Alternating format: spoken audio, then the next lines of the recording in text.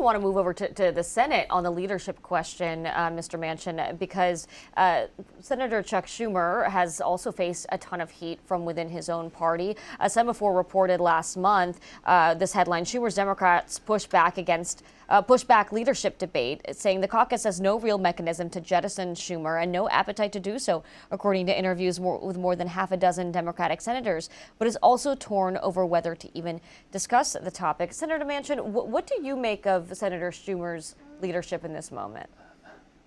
Well, let me first say this about everything Kevin was saying is exactly correct, because on the House side, the Speaker has almost ultimate power there.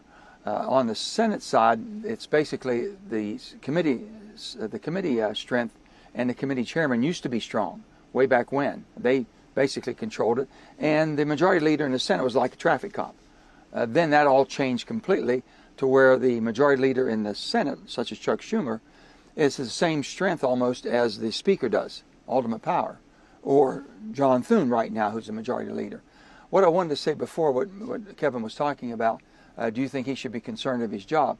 First of all, Mike Johnson should understand, this is not a profession. This is not your livelihood. It was never intended to be. Public service is public service. It's not self-service. It's not a career. You get in there. I'm almost committed now, more so than ever, on term limits is what we need to maybe get one good term out of everybody. So, Mr. Manchin, do you disagree? Do you think Johnson should be concerned about his job? It makes no difference whether he should. I would never be concerned about it. I never did care if I lost or not. I was just going to do what I thought was right. I could go home and explain it.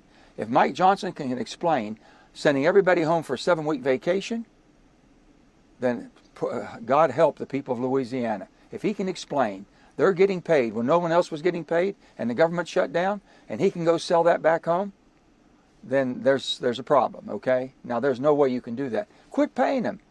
If you're not going to work, you can't get paid. If we can't do a budget, you shouldn't get paid. We cannot continue to make the people of America suffer through basically the ineptitude of the Congress to work. We've got to make it work, and they have to understand they're responsible. So people are voluntarily quitting and retiring. Chuck Schumer, basically where he is now, he's 75 years old. He'll be 75, and he has to decide, okay, you've been at this all your life for 50 years. That's all you've done. It's been a career. Do you think that enough's enough? What would you recommend, Mr. Manchin? What would you advise him? Oh, I wouldn't give Chuck advice. I would just tell him this. Chuck, I don't think you were ever what I would call liberal or progressive to the left. But you got moved to the left because you thought that's where your caucus was. And I kept telling you, I said, Chuck, you keep moving left. I told Joe Biden, you keep moving left, it'll be your Waterloo. It'll be the doomsday for you, because you cannot go left enough to appease the people that don't have any rationale, common sense. And that's what's happened. So if he can bring that back to the middle, I don't know if he can. I think there's some people basically can work in the middle, and we'll see what happens. But unless you're going to be talking, he and John Thune should be talking daily. They should be having coffee or lunch or something. That doesn't happen. No, I can only talk about the Senate. I can't tell you what happens in the House. But I can tell you I did not see any type of camaraderie between the leaders, who should be lockstep of knowing where they agree, where they disagree, how they can get over their differences, or just move on so they don't tie the Senate up so we can get our job done.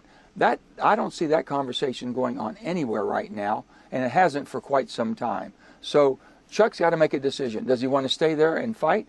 He might think he has security within the Senate caucus, his caucus, who likes him, and Chuck has good personality. You can sit down and work with him, talk with him, argue with him, and good camaraderie back and forth. The bottom line is you've got to get something done. You can't try to protect everybody. And Kevin will talk about this too. Kevin wants to put something on the floor, or we want to put something on the floor in the Senate. And then the leadership, everybody comes and says, hey, wait a minute, I'm up in cycle this year. Now the Senate House is in cycle every 2 years, but the Senate will start saying, we got 30 guys, we got 15 Democrats in cycle. You can't bring that hot item up because we'll have to vote on something. It'll be very hard for us. They'll use it against us in our state. Well, gentlemen, as we talk, we are tough votes. We are